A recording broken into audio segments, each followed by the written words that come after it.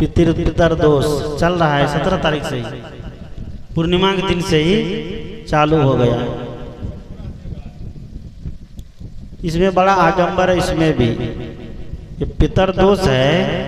जिस पिता को जीते जी कुछ नहीं खिलाया, मरने के बाद उसके नाम से पंडित जी को बुलाओ तो पंडित जी में उसका बाप घुस गया है क्या है? इस आडंबर में आज इतना हमारा हिंदू समाज पड़ गया है कि मरने के बाद, शरीर छूटने के बाद जीवात्मा पुनः शरीर को धारण कर लिया तो पंडित जी कहाँ से आए? वेदों में ये सब पचड़ा नहीं है। जब से पुराण और खास करके गरुड़ पुराण कि मरने के बाद आत्मा कितने दिन तक कहाँ बैठती है, जीव गुल्लेर के गाछ पर कि पीपर के गाछ पर कि जामुन के गाछ पर कहाँ कहाँ बैठती है, सारा पचड़ा दिया है। ये जीव कितने दिन तक कहाँ भटकता है, सारा पचड़ा दिया है। कबीर साहब कहते हैं इसी पर विचार करो कि शरीर छूटने के बाद जीव ऐसे नहीं भटकेगा जब तक उसको आधार नहीं मिलेगा। शरीर का आधार मिलता है तभी भटकता है, क्योंकि जीव निराधार है। ये क्या है? निराधार है। इसी को क्या कहा गया है? निर्गुण कहा गया है। इसको निर्गुण कहा गया है। गुण रहित, तीनों गुण से रहित है। कौन कौन गुण है? रजोगुण, तमोगुण, सतोगुण। ये तीनों गुण से रहित है। सतगुण से भी रहित है, रजोगुण से भी रहित है और तमोगुण से भी रहित है। रज सत तम तीनों गुण से ये क्या है? अलग है। इसलिए ये कहीं जन्म ले लेते हैं, शरीर छूटने के बाद इसका पुनः जन्म हो जाता है। जन्म कहाँ हुआ, कैसे हुआ, कौन लोक में गया, कौन परलोक में गया, ये सब कर्म के ऊपर निर्भर करता है। इसलिए कहते हैं कि कर्म प्रधान विश्व करी राखा, जो जस करहि सो तस फल जागा। जो जैसा कर्म करेगा उसको वैसा फल मिलेगा। दुनिया में कर्म प्रधान है। जो जीव कर्म के नाते जीव जन्म लेता है और मरता है, ये पितृपक्ष। तो मरने के बाद श्राद्ध कर्म, और अभी आडंबर समाज में कितना फैलते जा रहा है। नए नए नवयुवक हो रहे हैं, नए नए पढ़े लिखे हो रहे हैं, तो नए नए पाखंड चालू होता जा रहा है। सदगुरु कहते हैं कि विवेकी बनिए, ज्ञानी बनिए, ज्ञानियों की शरण में बैठिए, तब जाकर के हमारा विवेक क्या होगा? उद्घाटित होगा। ज्ञानियों के शरण में बैठना छोड़ के अज्ञानियों के शरण में बैठने लगे, इसलिए विवेक क्या हो गया? धीरे धीरे सोता जा रहा है, विवेक खत्म होते जा रहा है, सोचना विचारना छोड़ दिया है। ये शास्त्र का पचड़ा है। आज तक देखे हैं कि कोई पंडित जी कहा कि जीते जी माँ बाप को, कौन पुराण, गरुड़ पुराण पढ़ाओ, कोई कहा? जबकि जीते जी व्यक्ति को सुनाना चाहिए, ज्ञान की बात सुनाना चाहिए ना, लेकिन मरने के बाद उसको वेद मंत्र पढ़ाता। जीते जी कुछ नहीं पढ़ाता, जब मर जाता कहता है कि राम नाम सत्य है, सबको यही गत है। जीते जी व्यक्ति कहता है मकान सत्य है, दुकान सत्य है, बेटा सत्य है, बेटी सत्य है, थारी सत्य है, लोटा सत्य है, घोड़ा सत्य है, भैंस सत्य है, गाय सत्य है। जीते जी ये सब सत्य करता है। जब मर जाता है तो चोरवा के भी अर्थी के पीछे लोग बोलता है क्या? राम नाम सत्य। किसको सुना रहे हैं? मरलावा को। मरलावा सुनेगा? जो सुनने वाला था वो शरीर छोड़ करके निकल गया। तब राम नाम सत्य किसको सुना रहे हैं? राम नाम सत्य इस मनुष्य को सुनाया जाता है कि आपका भी एक दिन यही राम नाम सत्य हो जाएगा। इसलिए सावधान। दशरथ जी के बारे में कहते हैं, आईना में एक बार चेहरा देख रहा था। आईना में जब चेहरा देख रहा था तो देखा कि उसके मूंछ की एक बाल जो है पक गए। मूंछ की जब एक बाल पक गए तो उनको लगा कि नहीं, अब हमको सावधान हो जाना चाहिए। उसने क्या किया? तुरंत राम जी को बुलाया और राजगद्दी देने की तैयारी कर दिया। जल्दी में आनंद फानन में, लेकिन हुआ क्या सब हुआ। आडंबर कितना हो गया कि सीता हरण मरण दशरथ के विपत्ति में विपत्ति पड़ी, या कर्म गति टारे नाही टरी। सीता का हरण हुआ, दशरथ का मरण हुआ, राजगद्दी भी नहीं दे पाया, राज का सुख भी नहीं भोग पाया। जो भी लालसा राजा दशरथ अपने मन में रखे थे वह सारे के सारे लालसा धरे रह गए, और दुनिया से वो क्या हो गया, राम नाम उनका सत हो गया। इसलिए सदगुरु कहते हैं कि सारे पचड़े को बगल करके ये पितरी पक्ष, और कौन कौन पक्ष होता है, कौन कौन पक्ष होता है, पितर पक्ष में कौवा को खीर खिला के बाप बनाता है उसको, फिर क्यों बाप कौवा बन गया है क्या। कौवा अगर कहीं बोले तो लोग डंडा मार के पत्थर मार के भगाता है। अब पितरी पक्ष में कौवा को खिला के क्या बनाता है, दिमाग सही जगह पर है कि घसक गया है, खीर खिला कर उसको बाप बनाता है। इसलिए सदगुरु कहते हैं ज्ञानियों की शरण में बैठिए, और पेट पोसवा के शरण में बैठोगे, उनसे पूछने जाओगे तो वो ऐसे आडंबर में फंसा देगा कि कितने दिन में क्या होगा। बहुत लोग देखता हूँ कि बच्चे का जन्म अगर 27 में हो गया तो उसको 27 नदी का कुएं का पानी लाता है, 27 घड़ा मंगवाता है, क्या क्या मंगवाता था, उसको जाके 27 खत्म करता है। 6 नक्षत्र है, मूल नक्षत्र, और उस नक्षत्र में बच्चे का जन्म हो गया तो पंडित जी कहता है कि बच्चा कौन चीज में है, 27 में है। जब तक हमसे 27 नहीं कटवाओगे तो बच्चे का ग्रह नहीं खत्म। हमारे अभी जन्म लेकर चलना भी नहीं चालू हुआ, उसको 27 लगाना चालू कर, ऐसा आडंबर है। इसलिए इनकी बात में रहोगे तो ऐसे नचाएगा। इसलिए नाचो मत, ज्ञानी बनो, खुद के पास ज्ञान है। भगवान बुद्ध ने कहा था अपो दीपो भव, आपके पास जो अपना दीपक है उस दीपक को जलाइए, लेकिन हम लोग दीपक को बुझा के बैठ गए हैं। कबीर साहब ने कहा अपने घट में दिया ना बारू रे, घट के भीतर बहुत अंधेरा ब्रह्म ज्योति उजियार रे, अपने घट में दिया ना बारू रे। आज अपने घट में दीपक नहीं जलाते, ज्ञान का दीपक, भक्ति का दीपक, विवेक का दीपक। आज इस दीपक को हम बुझा दिए हैं, और जो बुझा हुआ दीपक है उस दीपक को लाके घर में बैठा दिए हैं।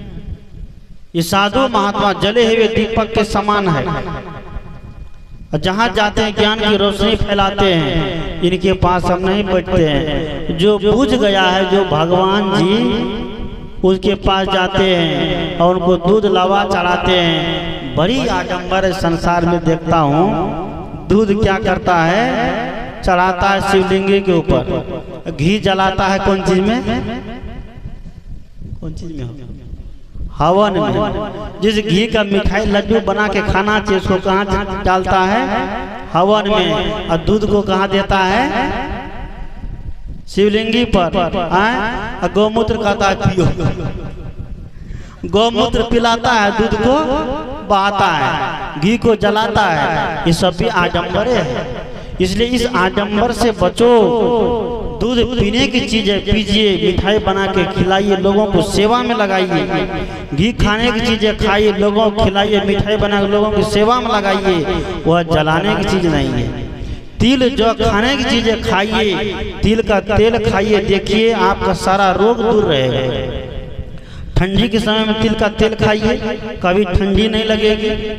बहुत लोग ठंडा मार देता है ना, तिल में इतनी गर्मी है, ठंडी के समय में तिल का तेल खाइए, कभी आपको ठंडी नहीं लगेगी। जौ का सतवा खाइए, गैस नहीं बनेगी। आज सतवा खाना लोग बंद कर दिया, जौ को क्या किया, जलाना चालू कर दिया, स्वाहा स्वाहा हवन करना शुरू कर दिया।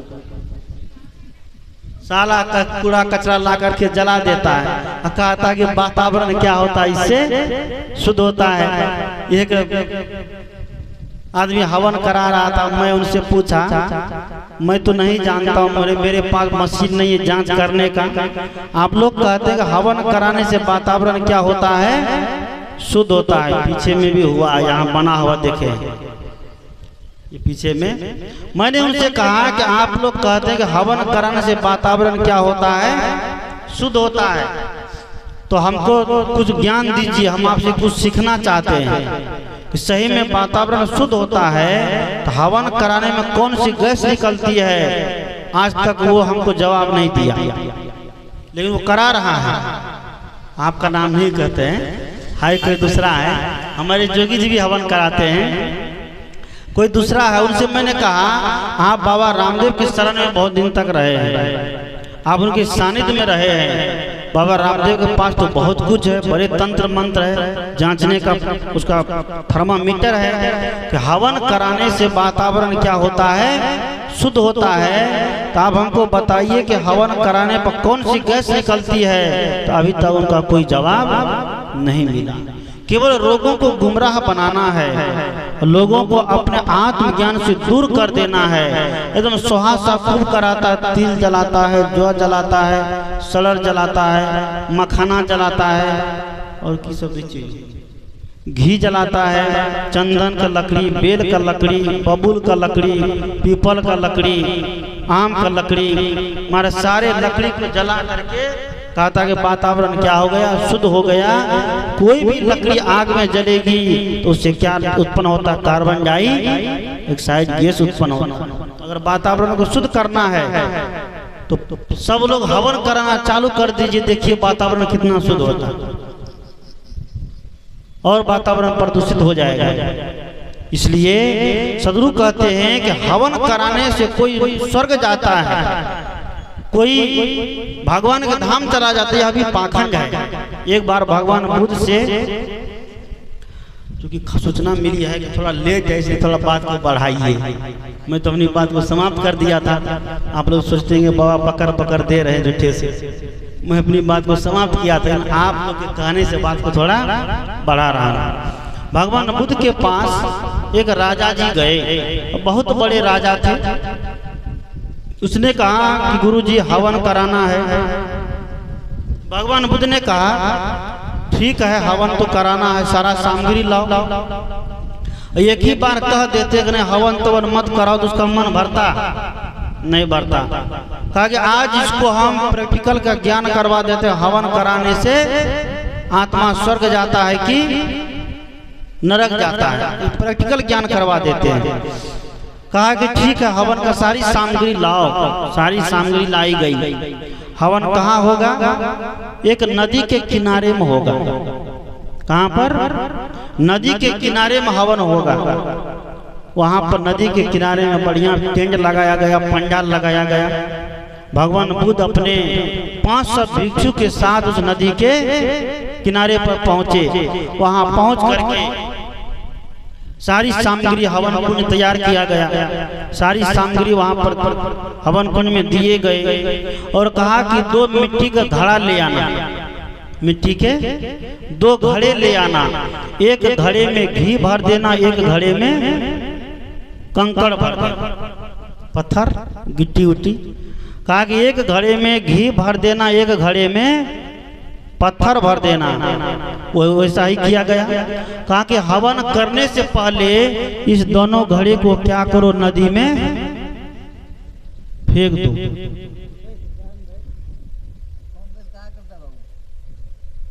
हवन चालू करने से पहले इस दोनों घड़े को नदी में क्या करो, फेंक दो। तो वही हुआ। हवन चालू होने से पहले दोनों घड़े को उठाया और नदी में फेंक दिया। तो क्या होगा? नदी में जब घड़ा को फेंकेगा तो क्या होगा?